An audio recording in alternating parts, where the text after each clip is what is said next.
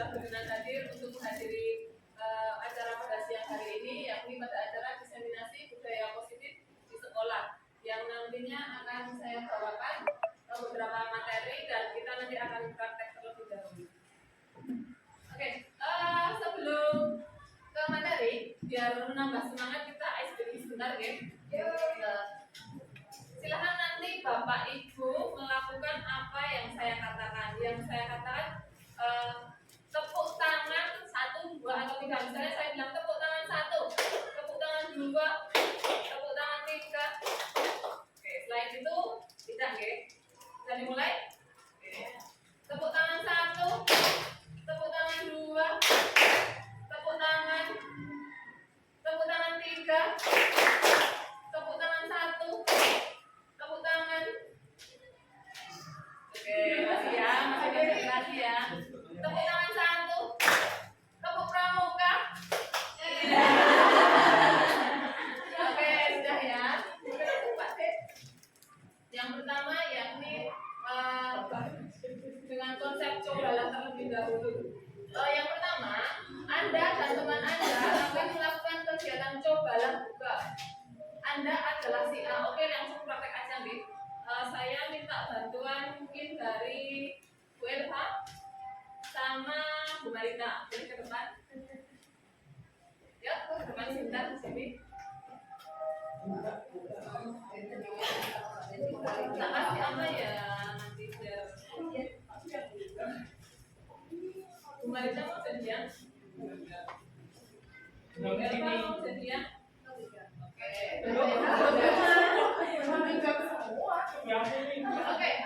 Bu Elva jadi yang membujuk, ya. Bu Marita sebagai yang menggenggam. Bu Marita, coba tangan Anda mana? Oke, anggap aja ini saya kasih Anda uang nih 100.000.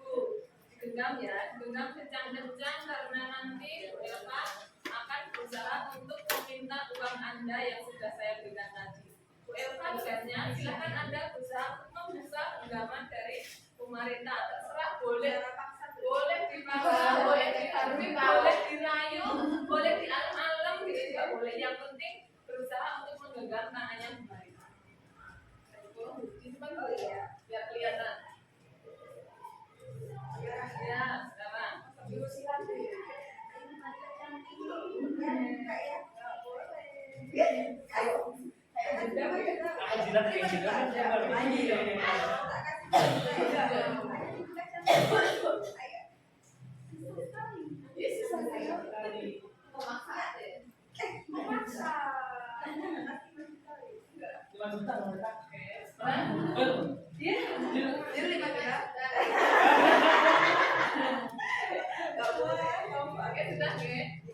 dari contoh tadi. Boleh kalian cepat menemani saya, ya. Oke, dari contoh tadi, apa yang bisa kita dapatkan? Yang kita lihat dari contoh Bu Marita dan Bu Elva tadi, bahwa Bu Lela merupakan prinsip yang harus dipegang teguh. Oke, merupakan prinsip yang harus dipegang teguh. Ada yang lain mungkin?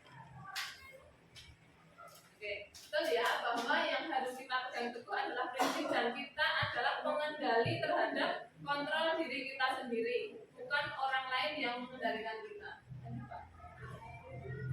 Oke, yang pertama, teori kontrol dari Dr. William Bender. Ilusi guru mengontrol murid.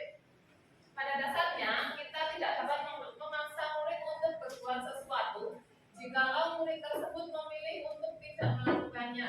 Teori kontrol menyatakan bahwa semua perilaku memiliki tujuan, bahkan terhadap perilaku yang tidak disukai. Nah, kadang-kadang tanpa disadari kita juga melakukan poin satu ini, ya Bapak Ibu.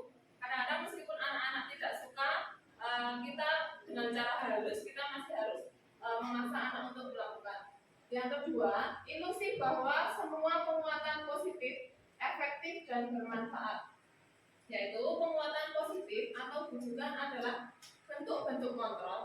Segala usaha untuk mempengaruhi murid agar mengulangi suatu perilaku tertentu adalah suatu usaha untuk mengontrol murid tersebut. Oke, selanjutnya, bila mendengar kata disiplin, Hal apa yang terbayang di benak Bapak Ibu? Disiplin. Bu Prima mungkin. Apa Bu? Aturan. Ada yang lain?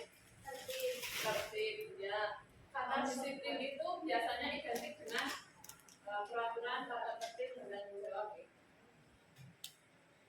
menurut Ki Hajar Dewantara, untuk mencapai kemerdekaan dalam konteks pendidikan kita saat ini, guna menciptakan murid yang merdeka, syarat utamanya yaitu harus ada disiplin yang kuat.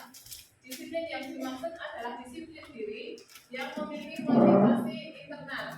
Jika kita tidak memiliki motivasi internal, maka kita memerlukan pihak lain untuk mendisiplinkan kita atau motivasi eksternal, karena berasal dari luar bukan dari dalam diri kita sendiri. Nah, disiplin diri yang paling kuat memang dari disiplin yang tumbuh dari dirinya sendiri, Bapak Ibu. Ketika siswa dipanggil oleh guru BK untuk bertujuan mendisiplinkan siswa, kira-kira itu termasuk dalam kategori internal atau eksternal, Bapak Ibu?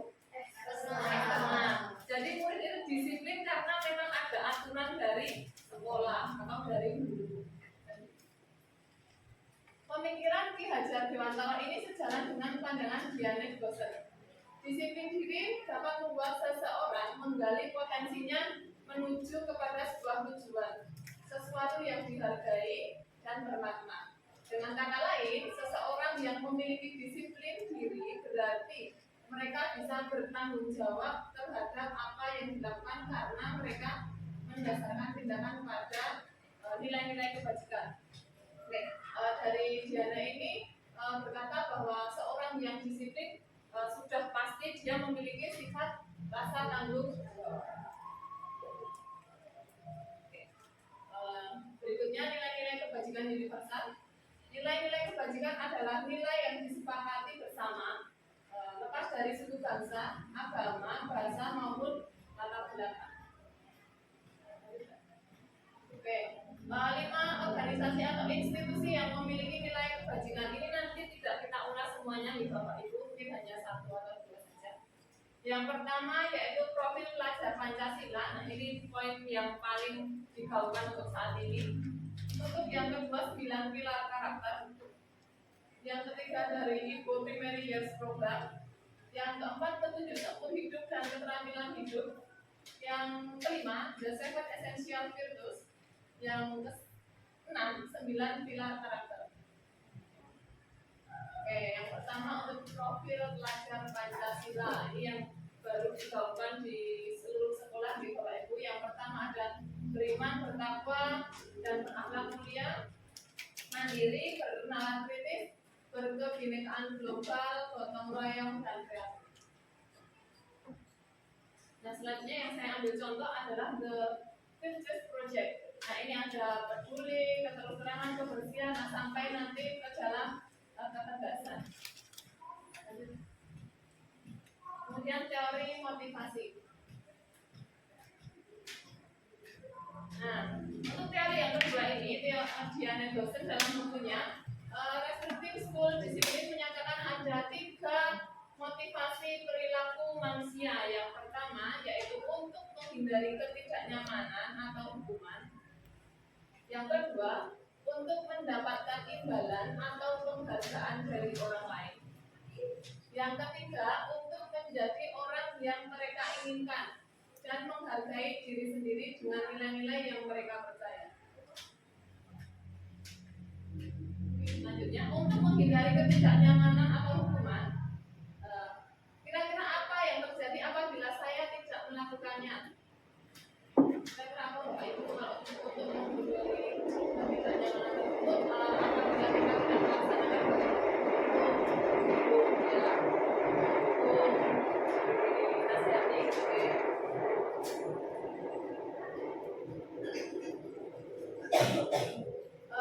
selanjutnya untuk mendapatkan imbalan atau penghargaan dari orang lain, yaitu yang pertama apa yang akan saya dapatkan apabila saya melakukannya. Nah, ini termasuk dalam motivasi eksternal.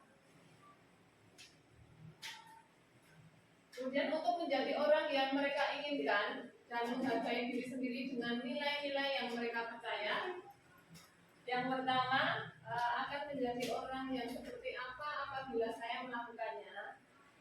Motivasi yang akan membuat seseorang memiliki disiplin positif karena motivasi berperilakunya bersifat eksternal. Oke, yang selanjutnya adalah tentang hukuman. Hukuman. Sebenarnya belajar dari materi ini hukuman hukuman konsekuensi sama motivasi itu kadang ada bertentangan dengan diri kita di Bapak Ibu karena kita pasti masih melaksanakan ini semua. Yang pertama, hukuman bersifat tidak terencana atau tiba-tiba. Kapan kira-kira hukuman datang? Biasanya ketika ada yang salah, saat itu beri hukuman. Anak atau murid tidak tahu apa yang akan terjadi dan tidak dilibatkan. Yang ketiga, hukuman bersifat satu arah. Hukuman ini biasanya hanya dari Bapak Ibu guru, tidak ada persetujuan dari murid atau dari yang kedua, konsekuensi. Yang konsekuensi yaitu sudah terencana karena konsekuensi pasti sudah disepakati dengan anak-anak. Mungkin ini bisa ditemukan di kelas-kelas ya Bapak Ibu karena kita pasti sudah bersepakat dengan anak-anak. Yang kedua sudah dibahas dan disetujui oleh murid dan guru. Yang ketiga, umumnya bentuk-bentuk konsekuensi dibuat oleh pihak guru atau pihak sekolah dan murid-murid mengetahui sebelumnya konsekuensi yang akan diterima bila ada pelanggaran. Untuk konsekuensi, mungkin dari Bapak Ibu masih ingat adakah konsekuensi yang pernah sekolah kita buat atau mungkin dari kelas Bapak Ibu pribadi? Mungkin Bu Dewi mungkin? Oh iya, tentang konsekuensi pernah Bu kami menerapkan terkait dengan konsekuensi seragam. Nah waktu itu kan dari sekolah pernah membuat satu aturan bahwasanya untuk hari Senin menggunakan baju OSIS dengan letak sepatunya warna hitam. Namun pernah kita paparkan di awal waktu dulu MPRS. Nah, sebagai konsekuensi yang diberikan dari sekolah biasanya nanti ketika siswa tidak mematuhi aturan tersebut nanti konsekuensinya siswa kadang satu bisa menghafalkan misalnya tentang ikrar pelajar, terus yang kedua misalnya sama-sama nanti dengan siswa yang tidak taat dengan aturan tadi membersihkan misalnya kelas secara bersama-sama atau mungkin konsekuensi yang lain seperti itu Bu. Berarti yang ini tadi berbeda dengan hukuman gitu karena meskipun diminta untuk membersihkan, tapi sebelumnya ini adalah sudah ada kesepakatan dengan siswa. Ini tadi contoh yang di sekolah. Mungkin untuk yang di kelas Bapak Ibu ada konsekuensi dengan anak-anaknya. Mungkin bisa dibantu Bu Lela.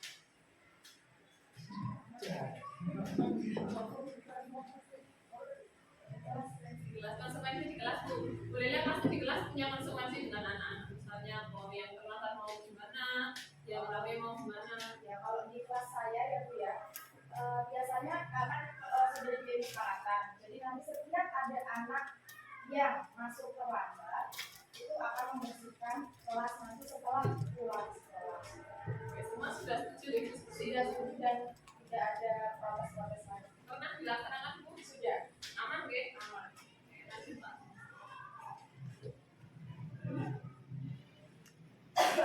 Oke, selanjutnya dihukum oleh penghargaan. Oke, ini menarik ya. Dihukum oleh penghargaan kok malah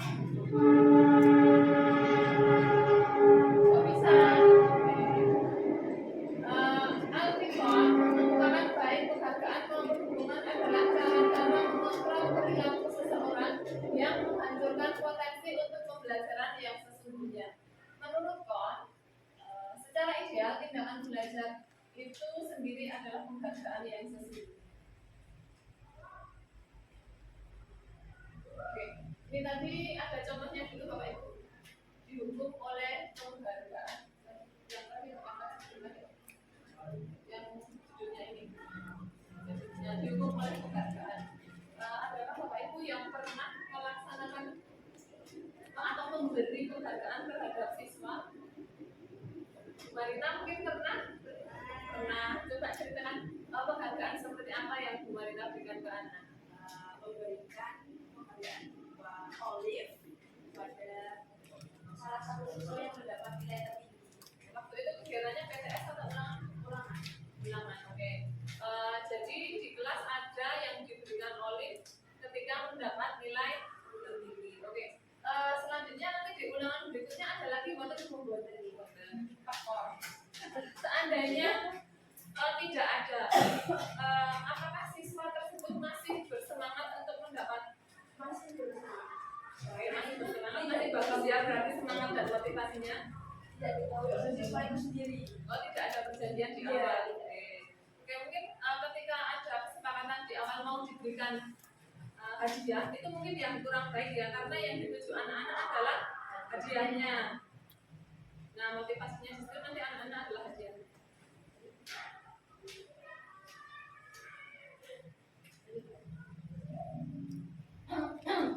Oke, selanjutnya 5 kebutuhan dasar manusia. Oke, 5 kebutuhan dasar manusia. Yang pertama kebutuhan untuk bertahan hidup. Ini ada kebutuhan pokok, sandang, pangan, papan. Yang kedua rasa kasih sayang dan diterima atau love and belong.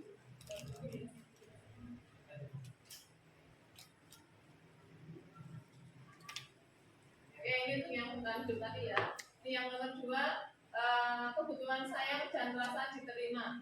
Yang pertama yaitu kebutuhan psikologis, meliputi kebutuhan akan hubungan dan koneksi sosial, kebutuhan untuk memberi dan menerima kasih sayang, dan kebutuhan untuk merasa menjadi bagian dari suatu kelompok. Nah, ini biasanya sering ditemukan di siswa.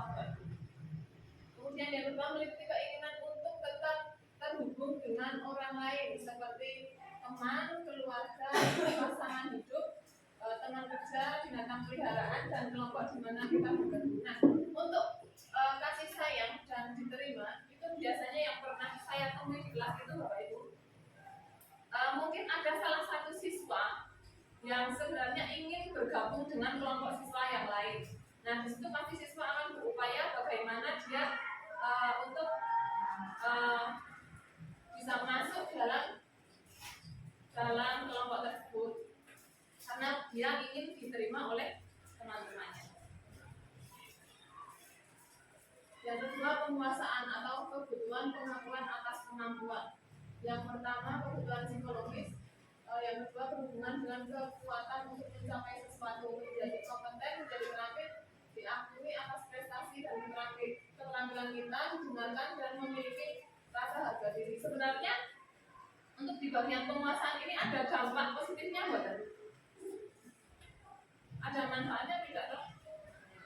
Ada, karena sebenarnya untuk mendapatkan penguasaan atau kebutuhan pengakuan kita pasti akan berusaha ini Bapak Ibu, berusaha untuk menjadi seorang yang kompeten, untuk berusaha menjadi terampil. Kadang-kadang kita juga berusaha untuk lebih tahu duluan dibanding teman-teman. Nah, selanjutnya yaitu kebebasan atau kebutuhan akan pilihan. Yang pertama yaitu kebutuhan psikologis, yang kedua kebutuhan akan kemandirian, otonomi, memilih hidup pilihan dan mampu mengendalikan arah hidup seseorang. Yang ketiga anak-anak dengan kebutuhan kebebasan yang tinggi, menginginkan pilihan, mereka perlu banyak bergerak, suka mencoba-coba dan tidak terlalu terpengaruh orang lain dan senang mencoba hal baru dan menarik. Nah, ini di sini biasanya anak-anak tidak suka untuk dibekali. Ini anak zaman sekarang banget ya. Selanjutnya yaitu kesenangan atau kebutuhan untuk merasa senang. Nah, kita itu butuh senang nggak? Butuh senang-senang karena itu merupakan salah satu kebutuhan dari psikologis kita. Yang kedua untuk mencari kesenangan bermain dan tertawa. Yang ketiga ingin menikmati apa yang dilakukan. Yang keempat berkonsentrasi tinggi saat mengerjakan hal yang bisa. Kira-kira Bapak Ibu untuk yang poin 4 berkonsentrasi tinggi saat mengerjakan hal yang disenangi. Kira-kira hal apa yang Bapak Ibu kerjakan dan sangat disenangi Bapak Ibu? Hal tersebut membuat pikiran Bapak Ibu menjadi senang. Soalnya mungkin apa Pak? Cepat Sofi. Oh, check out Shopee ya. Ketika check out Shopee nanti seneng ya. Iya. Tapi dompetnya seneng buatan. Enggak seneng ya. Terus selanjutnya mungkin Bu Dewi Pon Saya apa? akan harus saya. Oh, senang tadarus ya Allah. Sekali. Saya senang banget kalau ada teman-teman saya itu yang ikut kegiatan keagamaan dan dia merasa senang mengikuti kegiatan tersebut. Masya Allah, Masya Allah. Bulela sepertinya senang ikut diklat ya Bulela.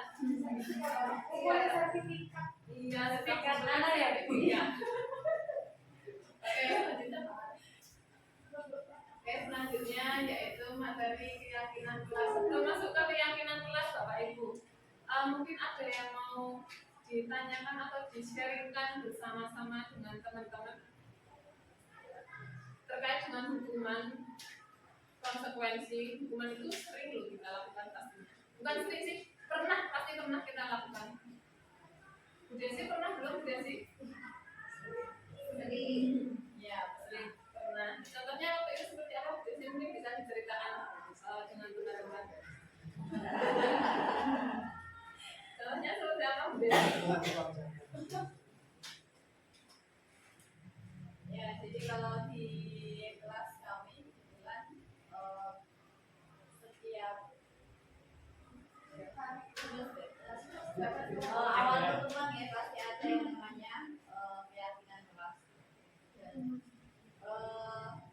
keyakinan kelas itu disepakati bersama oleh anak-anak dan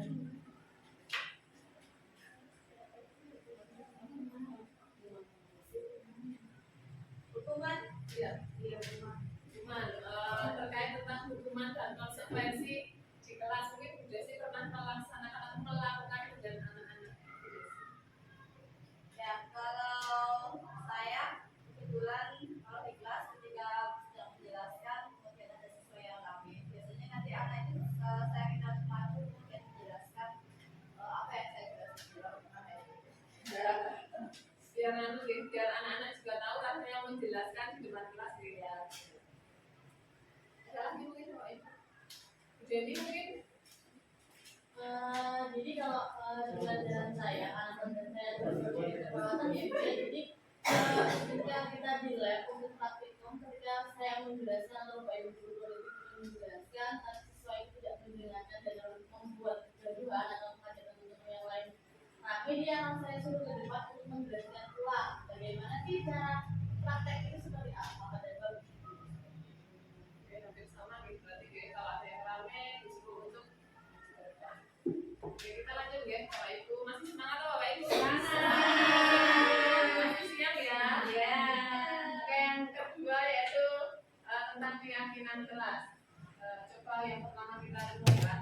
Yang pertama, mengapa keyakinan kelas? Mengapa tidak peraturan kelas saja?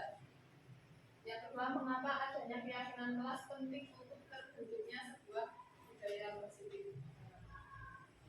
Bu Ana, kenapa kok keyakinan kelas Bu? Kenapa tidak kesepakatan? Tidak peraturan kelas saja? Ya.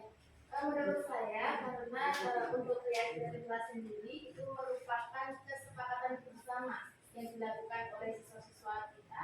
Kalau menggunakan kata-kata peraturan kelas itu seperti rasanya menekan siswa atau menakut-nakuti siswa sehingga itu tumbuhnya itu dari eksternal untuk motivasinya berbeda dengan keyakinan kelas seperti itu. Oke, diharapkan dari keyakinan kelas itu tumbuhnya dari diri siswa sendiri gitu, bukan dari adanya paksaan. Kemudian yang kedua, mengapa adanya keyakinan kelas penting untuk terbentuknya sebuah budaya positif? Mungkin bisa dibantu Bu Dewi. Kedua, mengapa adanya keyakinan kelas penting untuk terbentuknya sebuah budaya positif? Karena menurut saya untuk keyakinan kelas seperti apa yang tadi dijelaskan Bu Ana, jadi dengan keyakinan itu akan memunculkan sebuah motivasi internal dari dirinya sendiri, sehingga ketika motivasi internal itu ada, itu siswa itu akan melaksanakan dengan sendirinya tanpa kita menyuruh, tanpa kita melihat seperti itu Bu. Jadi merupakan salah satu penerapan budaya positif seperti itu. Oke. Berarti keyakinan kelas merupakan salah satu budaya positif yang nantinya akan tumbuh dari diri siswa meskipun kita itu tidak mengawasi ya. Yang selanjutnya keyakinan kelas ya. Yang pertama keyakinan kelas bersifat lebih abstrak daripada peraturan yang lebih tinggi dan lebih klasik. Yang kedua keyakinan kelas berupa pertanyaan universal. Yang mohon maaf ya Bapak Ibu saya salah ya, boleh diulang. Yang kedua keyakinan kelas berupa pernyataan universal. Yang ketiga keyakinan kelas senantiasa dibuat dalam bentuk positif. Oke, keyakinan kelas tidak boleh digunakan ditulis dalam tulisan yang tidak positif ya Bapak Ibu. Misalnya dengan tidak bukan menggunakan kata atau jangan.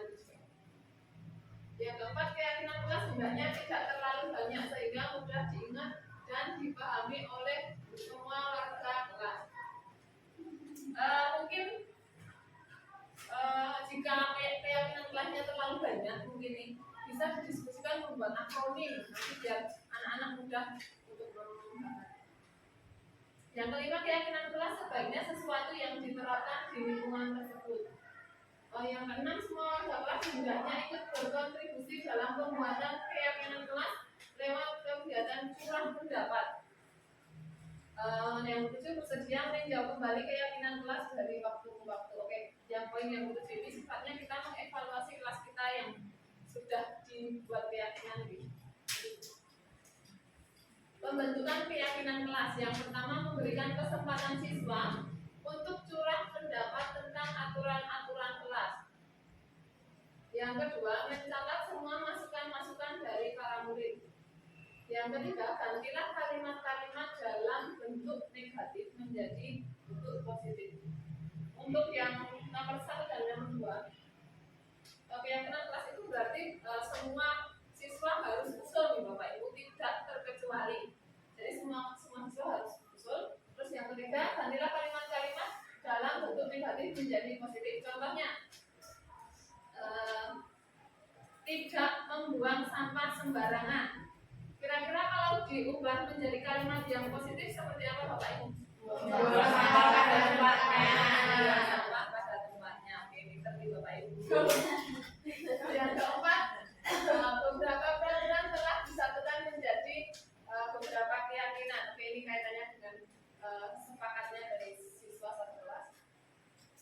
Yang kelima, warga kelas dipersilakan meninjau ulang dan menyetujuinya dengan menandatangani keyakinan sekolah atau keyakinan kelas tersebut, termasuk guru dan semua warga atau murid. Ini kaitannya masih di kelas saja.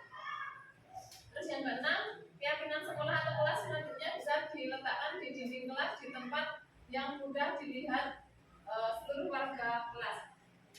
Mungkin bisa dicetak pakai kertas A3 terus dibikin figuran biar mempercantik dinding kelas.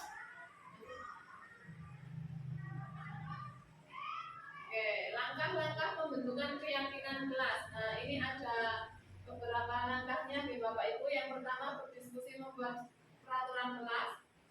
Nah, ini ada misalnya menghargai yang berbicara, belajar dengan tekun, mengerjakan tugas tepat waktu, ramah kepada guru, datang tepat waktu dan lain-lain. Yang kedua menentukan nilai-nilai dalam keyakinan kelas. Contohnya yang pertama hormat. Kami sangat meyakini bahwa sangat penting untuk menghormati semua orang dan barang milik orang lain. Yang kedua diterima dan dimiliki, yaitu kami meyakini bahwa sangat penting untuk merasa diterima pada suatu kelompok dan saling peduli dengan orang lain. Dan yang ketiga bekerja dengan baik dan tekun. Kami meyakini bahwa sangat penting untuk mengerjakan segala pekerjaan dan tugas yang telah diberikan. Nah, ini untuk keyakinan kelas.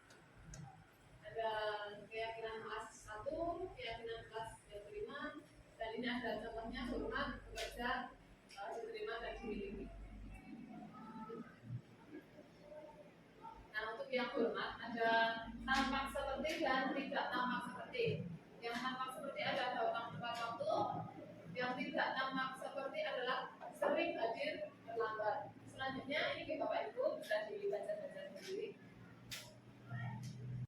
Oke, lanjut ya Bapak Ibu. Masih semangat ya?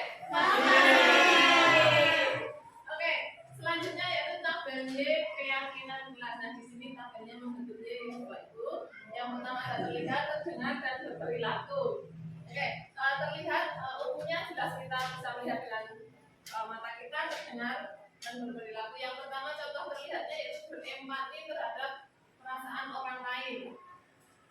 Yang kedua memegang barang milik orang lain hanya dengan izinnya. Yang ketiga mendengarkan dengan seksama. Kemudian yang bagian terdengar ini bisa menggunakan kata ajakan, misalnya dengan yuk saya bantu atau ayo kita mengerjakan bersama-sama. Terus yang ketiga yaitu kita bisa selesaikan ini bersama. Bisa menggunakan kata terima, tolong ya, atau permisi, begitu. Terus yang ketiga berperilaku. Yang pertama tersenyum ramah, yang kedua memberikan salam hormat, bisa berjabat tangan, meletakkan tangan di dada seperti ini, dan saling setiap harinya. Yang ketiga memberikan ruang bekerja.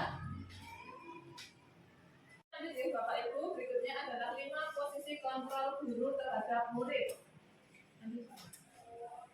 Oke, yang pertama ada penghukum, kemudian yang kedua pembuat rasa bersalah, yang ketiga adalah teman, yang keempat pemantau, dan yang kelima adalah manajer. Oke, yang pertama Bapak Ibu yaitu penghukum.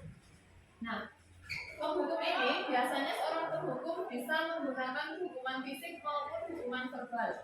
Orang-orang yang menjalankan posisi penghukum senantiasa mengatakan bahwa sekolah memerlukan sistem atau alat yang dapat lebih menekankan murid-murid lebih dalam lagi. Pada posisi penghukum ini biasanya Bapak Ibu guru mengatakan seperti patuhi aturan saya, awas ya. Kemudian kamu selalu saja salah. Jadi seolah-olah kita ini menghakimi siswa. Nah, kemudian dari seorang penghukum biasanya ditandai dengan nada yang lebih tinggi. Kemudian bahasa tubuhnya seperti layaknya orang marah-marah bisa melotot dan seperti yang dipraktekkan Bu Lela. Kemudian jarinya biasanya menunjuk-nunjuk seperti ini ya, karena posisi kita sedang menyalahkan siswa. Seperti contohnya terlambat lagi, pasti terlambat lagi. Selalu datang terlambat. Kapan kamu bisa datang tepat waktu? Itu adalah kita sebagai seorang penghukum. Nah, untuk hasilnya di penghukum ini kemungkinan murid akan marah atau dendam. Kalaupun yang lain bisa misalnya tidak suka dengan mata pelajaran kita. Kalau kita baru di kelas jadi anak-anak jadi tidak memperhatikan karena dia memiliki rasa sakit hati terhadap Bapak Ibu guru.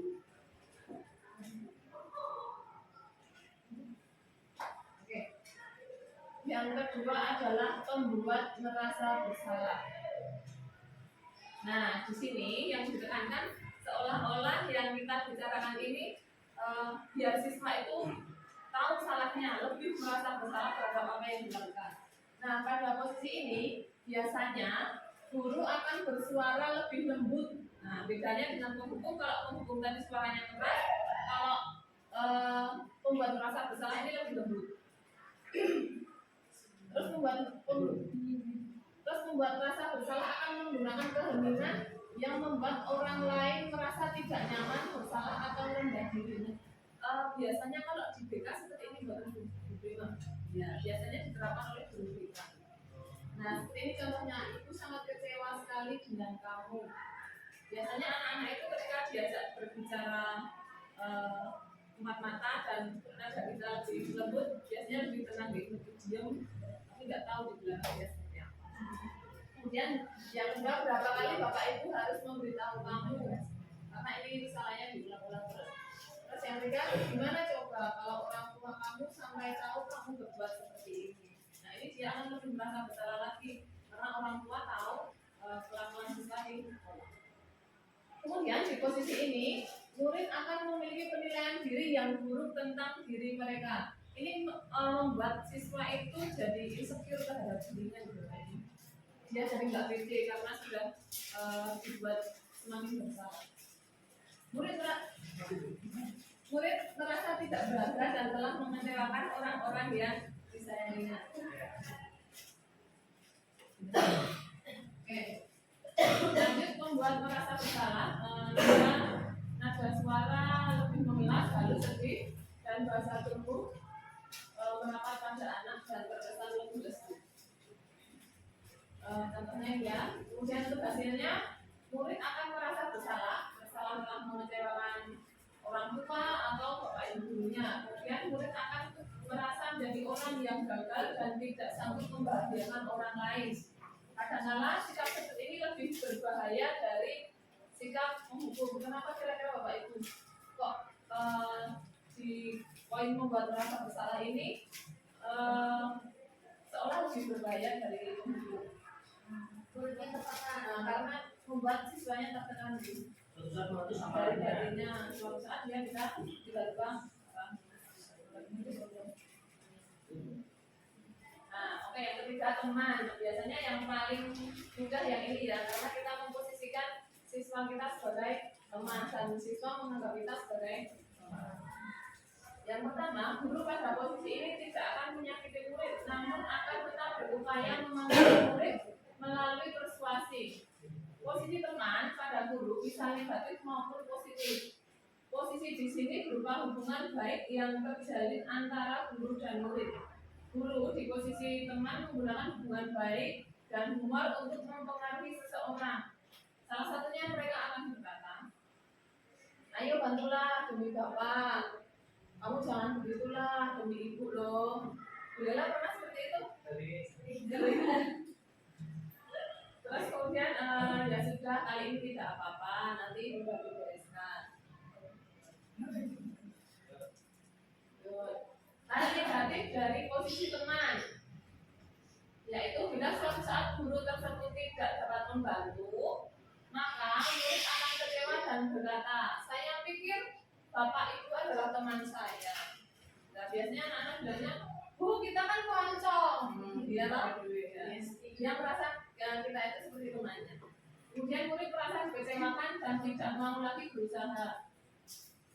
Hal lain yang mungkin timbul adalah murid hanya akan bertindak untuk guru tertentu dan tidak untuk guru lainnya. Nah, ini pilih-pilih guru ya, yang gurunya memang bisa dirangkul seperti teman ya, baik. Tapi kalau sama gurunya yang galak, nanti anak-anak nggak mau baik. Besi ya nggak besi.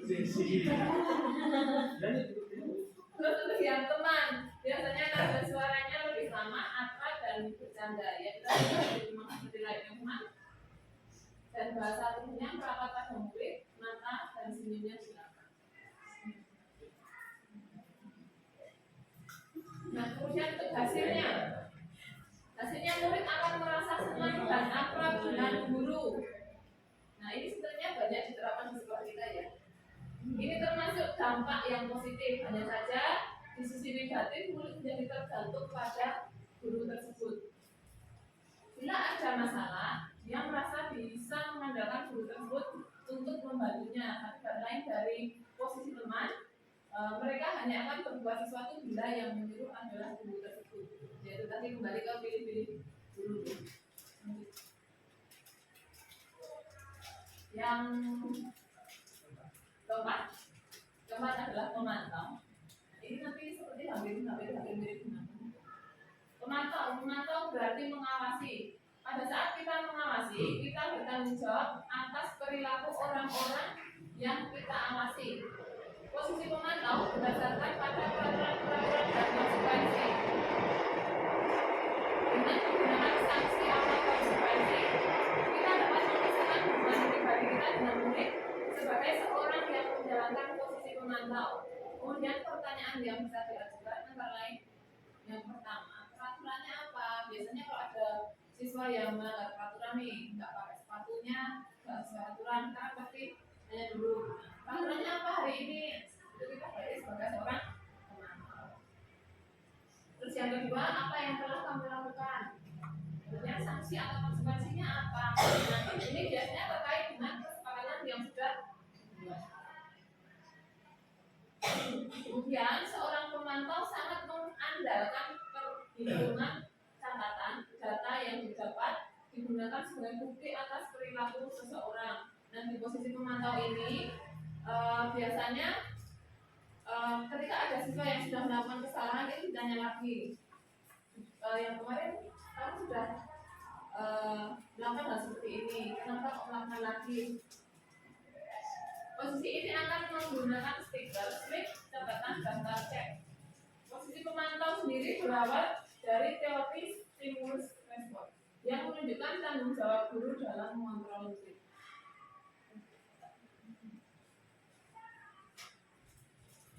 Ini contoh percakapan dari pemantau ya. Mungkin bisa dibantu dari salah satu Bu Prima mungkin sama Bu Dewi Pur di situ aja dengan nada suara datar bahasa tubuh yang formal. Bu Prima sebagai guru ya karena sebagai guru juga dan Bu Dewi Pur sebagai adik. Silakan. Kalau kan kamu jam berapa kita mulai?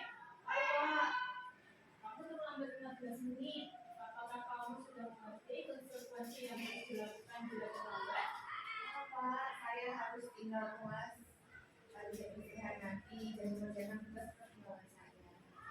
Ya, nah, nanti pada saat jam istirahat kamu harus tinggal di kelas untuk menyelesaikan tugas yang tertinggal tadi. Saya tunggu. Oke, itu contohnya jadi tidak terkesan marah hanya mengkonfirmasi kesalahan dari murid. Terus bagaimana perasaan murid kira-kira kalau terlambat seperti ini?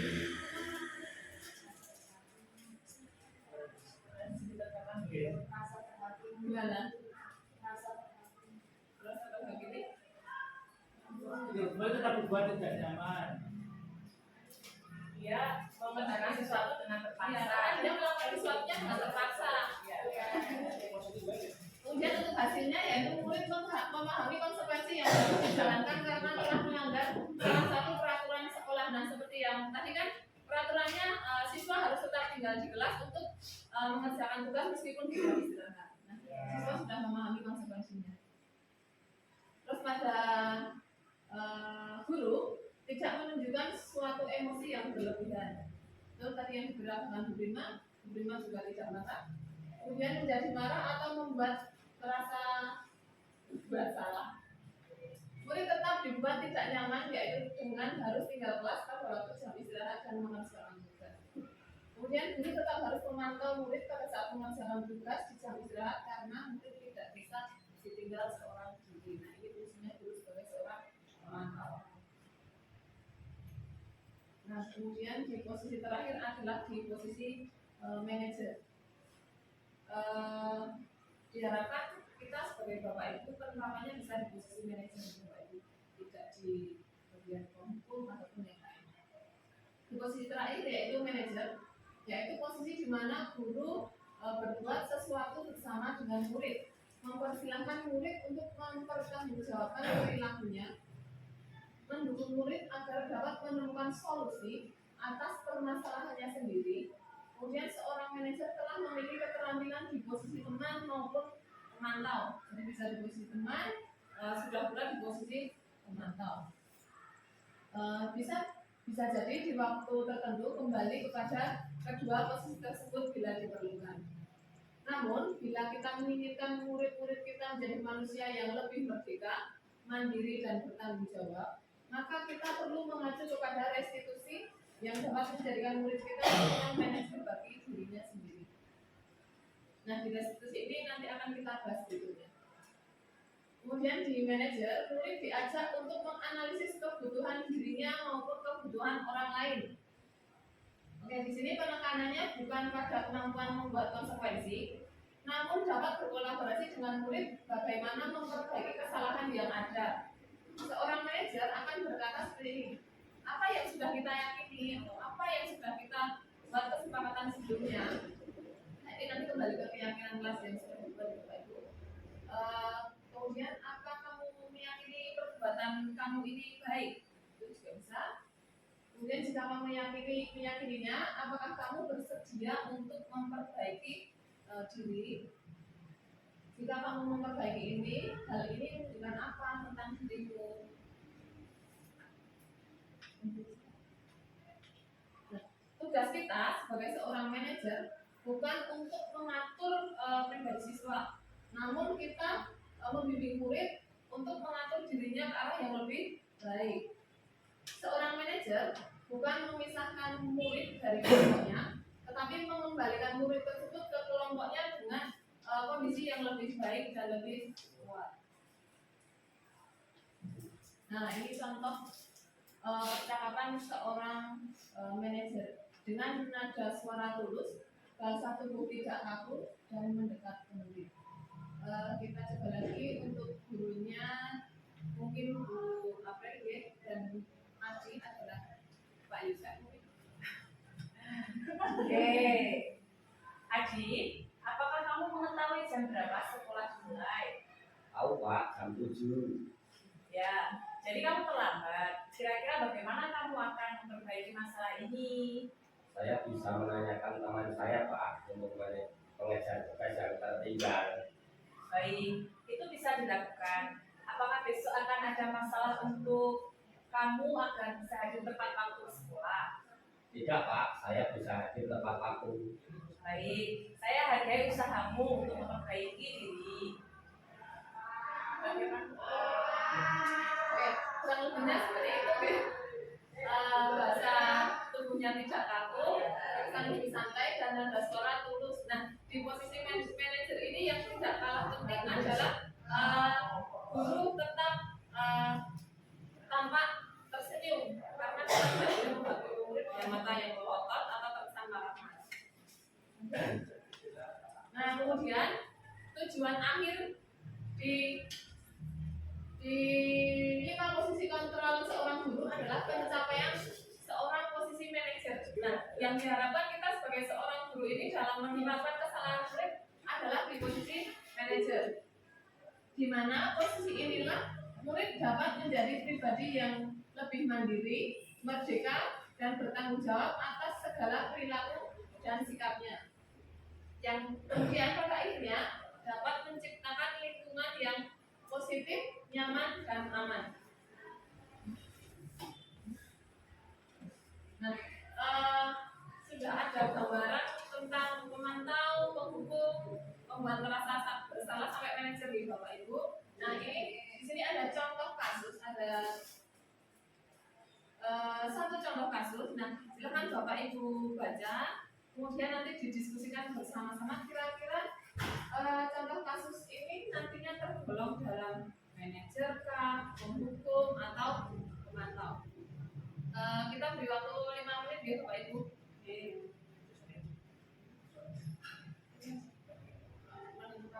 Jadi kita hanya menentukan gurunya sebagai apa gitu.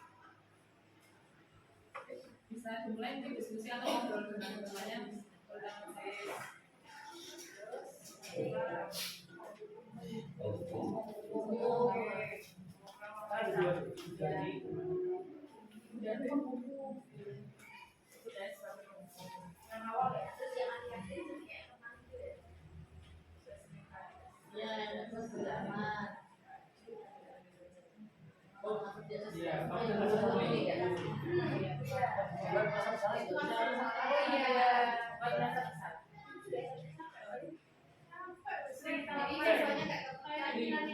Kasih saya tuh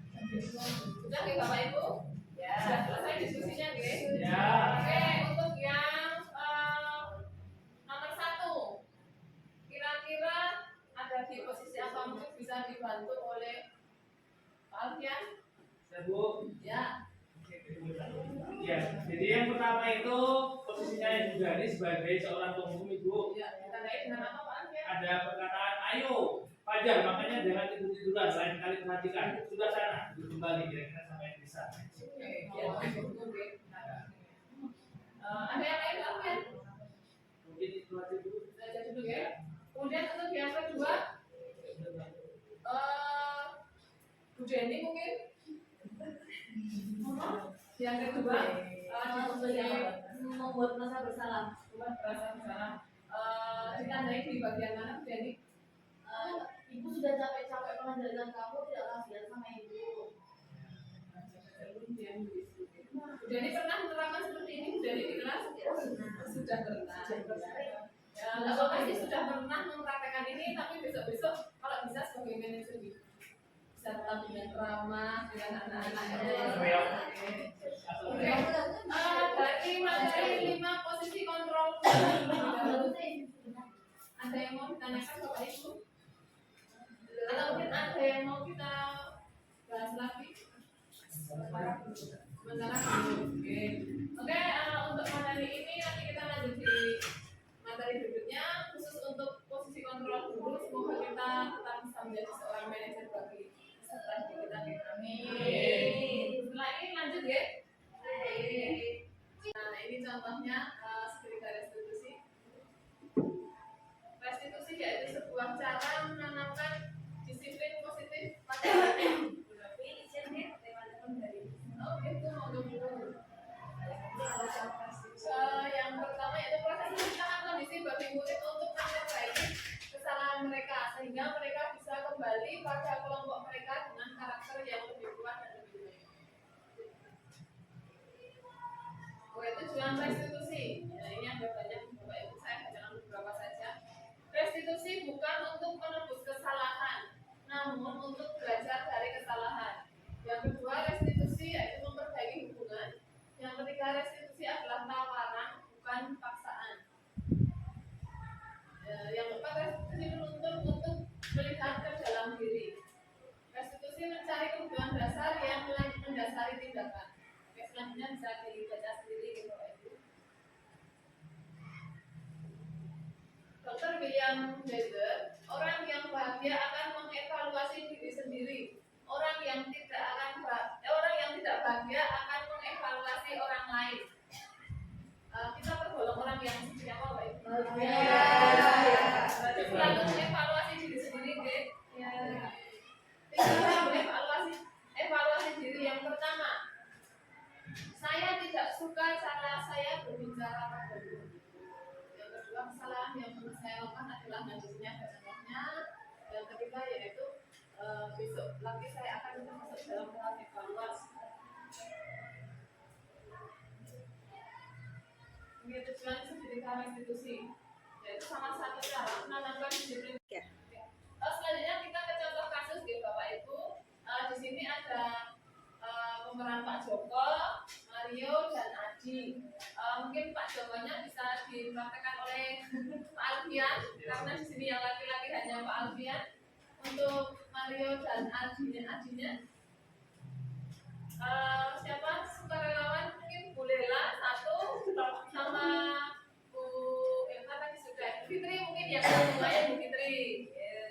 Kita perlu Kursi. Ya. usah kita bersini aja gitu. Kamu Pak Joko kan muridnya di sana. Mario dan Adi. Saya baca ini ya Bu. Ya. Siapa yang maju sama yang di?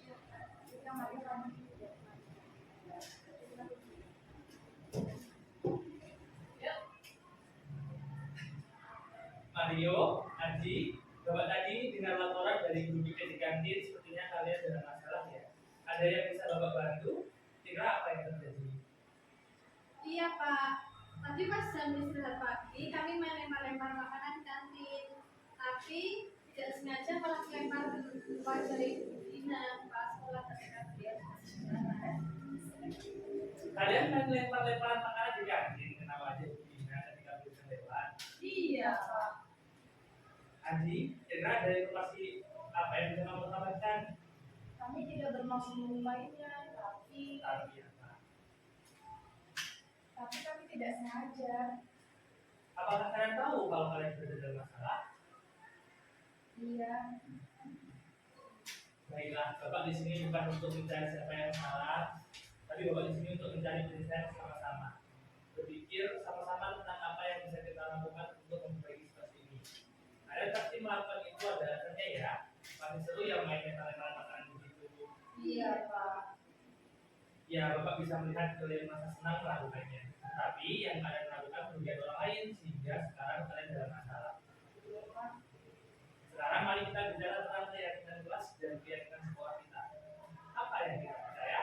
Yang mana yang kalian setuju? Kita harus bersikap baik satu sama lain. Menghormati orang lain dan menghormati diri sendiri. Kalian berdua ingat dengan baik keyakinan kelas kita. Kita kembali pada ketika kalian main lempar-lemparan tentang Argentina, Indonesia. Apakah tadi yang kalian melakukan itu kalian menghormati orang lain dan lingkungan? Tidak. Tapi kalian mendapatkan rasa senang.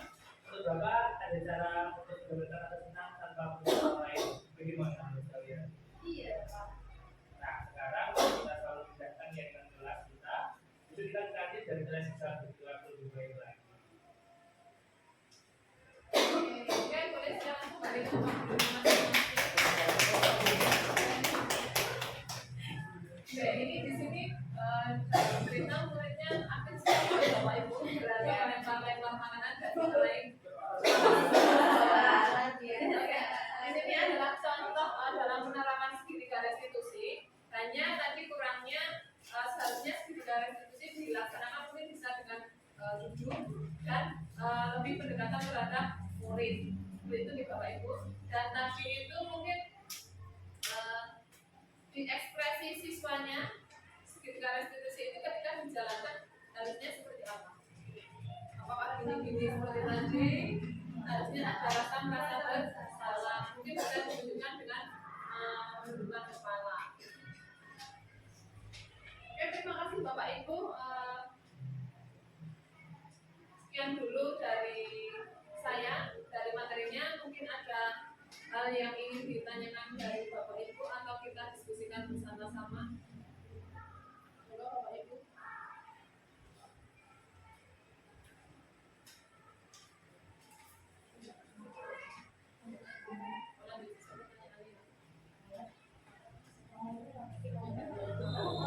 Sama nggak Bapak?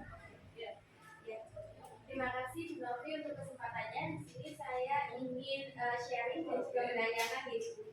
Jadi begini, terkadang untuk perbuatan siswa di kelas itu perbuatan yang negatif seperti halnya mereka ramai di dalam kelas itu terkadang berkelompok dan bersama-sama.